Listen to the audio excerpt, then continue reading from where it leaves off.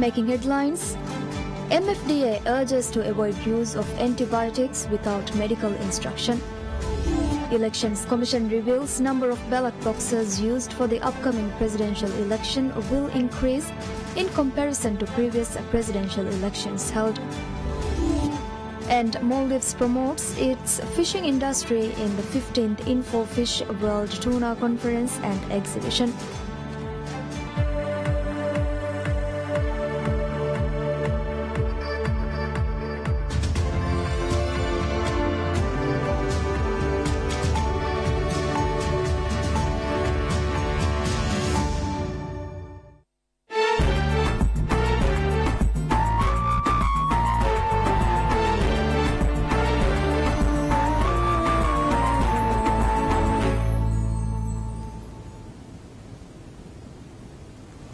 Bismillahirrahmanirrahim. Assalamu alaikum. I'm Nasma Abdul Muhsin and this is PSM News.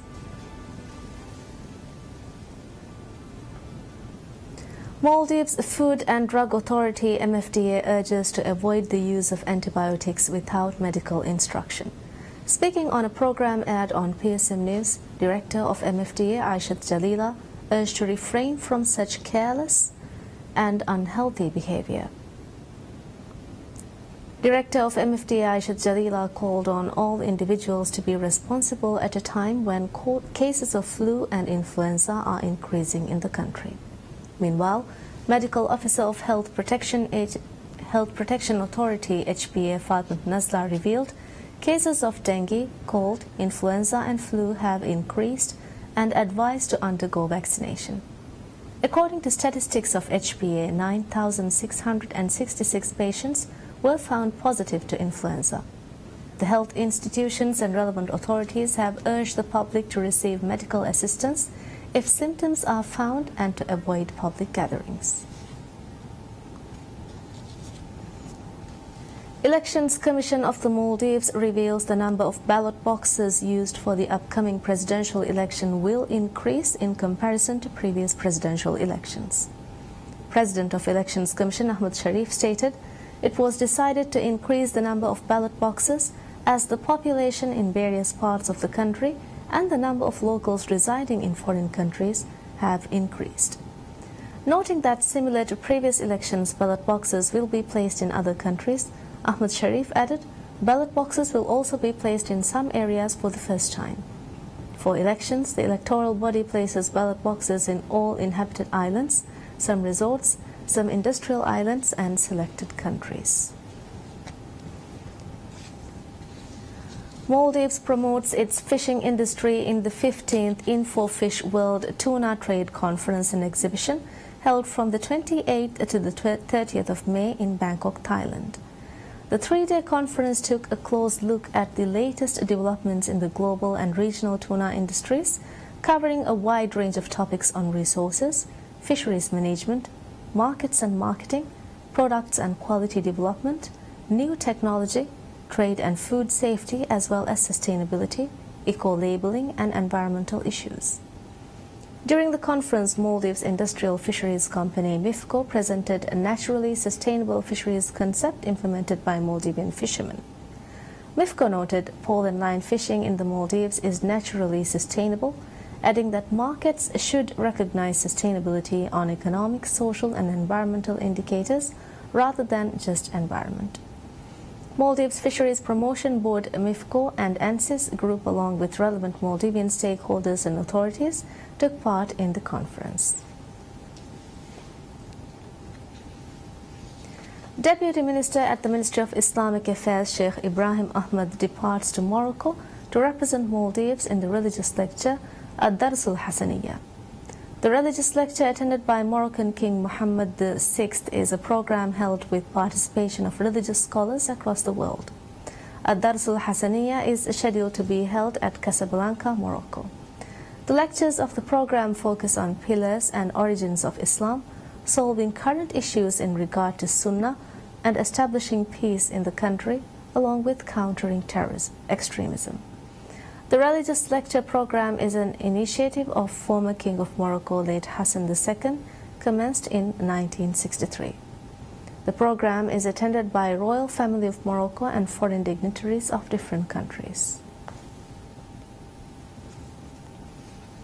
Housing Development Corporation HDC states it has commenced the construction of the tower structure following the completion of the foundation work.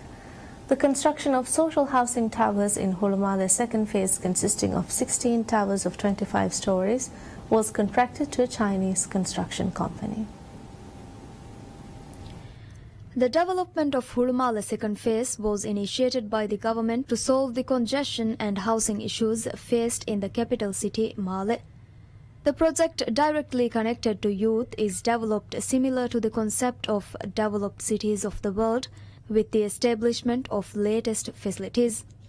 While the government has embarked on developing the Hulumale second phase, the biggest project progressing at a fast pace is the development of 7,000 social housing units. The 16 towers consisting of 25 stories is constructed by one of the biggest construction company in China, China State Construction Engineering Corporation. Speaking to PSM News regarding the progress of the construction of the 7,000 housing units, Managing Director of HDC, Mohammed Simon, said the site needed to build the tower has been mobilized with construction equipment now imported in Maldives. Mohammed Simon revealed that foundation and sheet piling of the 16 towers have been fully completed, adding the construction of the superstructure of the towers are progressing at a fast pace. While works of the development of the towers are fast underway, it is notable that road construction, establishment of water and sewerage systems are also conducted without interruptions. In this regard, tarring of the main roads and installation of traffic signs has been completed. According to HDC, 7,000 social housing units will be developed with commercial space, parking area and other recreational facilities needed for the area. HDC aims to populate families in Hulumale's second phase by the end of the year. Ministry of Housing and Infrastructure reveals collection of application forms for social housing schemes will begin on Sunday. Housing Ministry stated it will establish a system to ease the submission of applications, adding arrangements are being made to enable the submission of applications with the assistance of a QB system. Ministry of Housing and Infrastructure revealed over 40,000 applications have been issued by the end of May. Speaking on a program aired on PSM News, Deputy Minister at Housing Ministry Ibrahim Nazim said Ministry prioritizes easing the submission of forms. He added individuals willing to submit the applications can take a token from their QB system and check the queue online. The social housing scheme initiated by government consists of 12 categories. It includes 1,000 flats for civil servants, 1,000 flats for married couples aged 18 to 40, 1,000 flats for residents of Male, 1,044 flats for those registered in Male, 475 flats for doctors and nurses, 200 flats for people with special needs, 300 flats for tenants who could not pay for Gulifalu and Tata flats, 600 flats for police and army officers, and 256 flats for families living in poor conditions in the western area of Male. Government aims to assure suitable housing for a population of over 100,000 under the social housing project.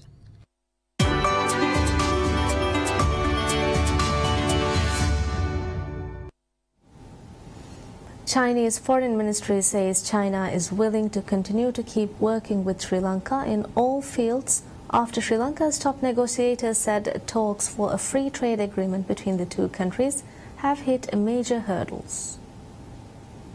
Sri Lanka's chief trade negotiator KJ Veerasinghe said this week that Colombo was insisting on a right to review the free trade pact after 10 years, but China was not ready to agree that.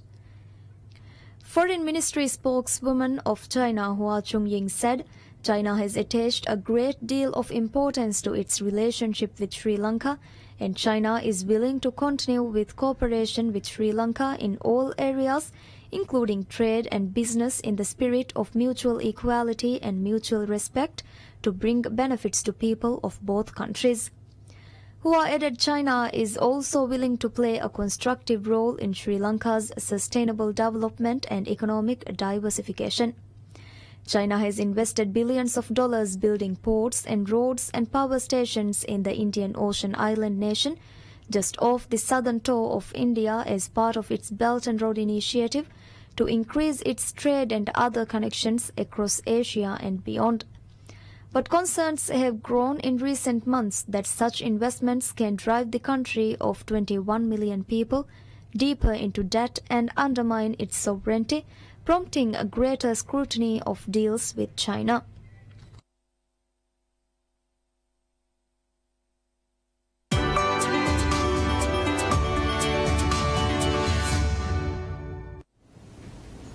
U.S. Secretary of Defense James Mattis meets with Southeast Asian defense officials in Singapore on the sidelines of the Shangri-La dialogue.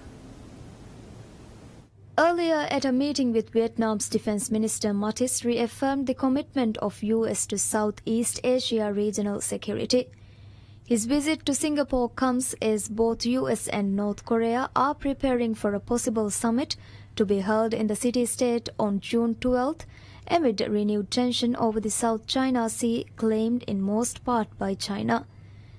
Vietnam, as well as Brunei, Malaysia, the Philippines and Taiwan also have conflicting claims in the area, through which about $3 trillion worth of seaborne goods passes every year. The United Nations Refugee Agency says it has reached a framework agreement with the Myanmar government aimed at allowing hundreds of thousands of Rohingya Muslims sheltering in Bangladesh to return safely and by choice.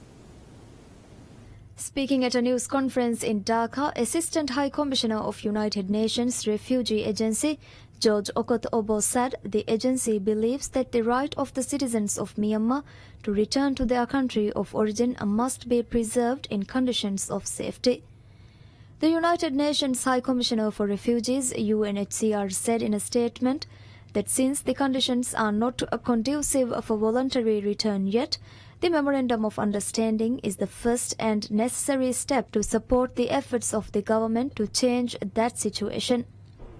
UNHCR believes very, very strongly that the right of the citizens of Myanmar to return to their country of origin must be preserved and ultimately must be realized in conditions of safety, of security, and in the confidence of the people to be able to remain at home sustainably.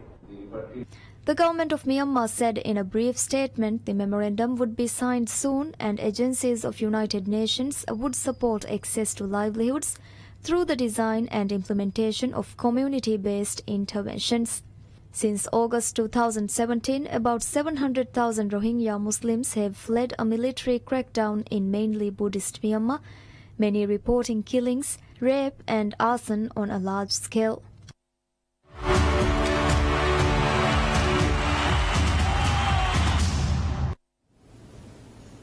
Premier League soccer team Chelsea, whose Russian owner Roman Abramovich has faced delays in having his UK visa renewed, says work on their new stadium in London would be suspended indefinitely because of the unfavourable investment climate.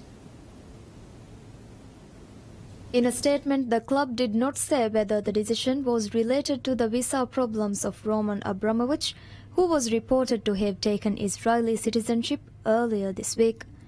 In a statement on its website, Chelsea announced it has put its new stadium project on hold, with no further pre-construction design and planning work to occur. The Blues were planning to build a new 60,000-seat stadium at their current home in Stamford Bridge in West London. The current stadium capacity is around 42,000. Last year, London Mayor Sadiq Khan approved the £500 million redevelopment, although the estimated cost of the project has risen since. Premier League winners in 2016-17, Chelsea missed out on Champions League football by finishing 5th this year, and there is substantial uncertainty around the future of manager Antonio Conte. Abramovich bought Chelsea in 2003, since when the club has won 5 Premier League titles, 5 FA Cups and 1 Champions League during the most successful spell in the club's 113-year history.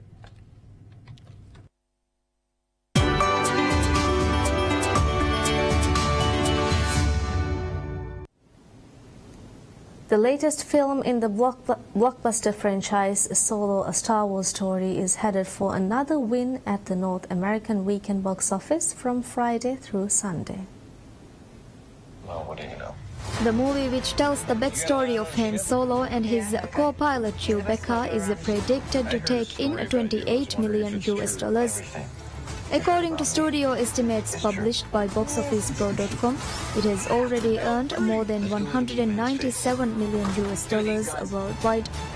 Coming in at number 2 is expected to be Deadpool 2 with $20 million.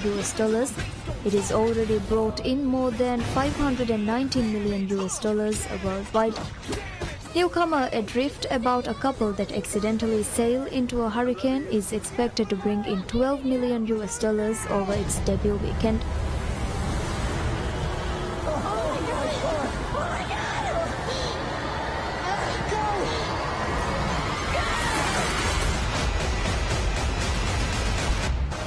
Avengers Infinity War is poised to come at number 4, adding a potential $9 million to its global haul of $1.9 billion. I hope they remember you.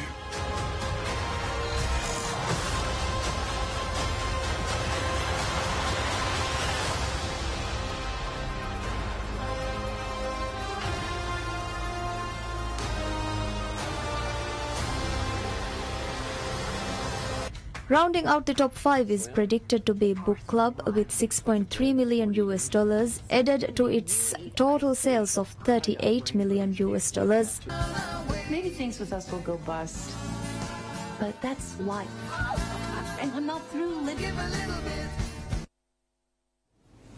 And that's all we have for you right now. Thank you for watching. Have a very pleasant day.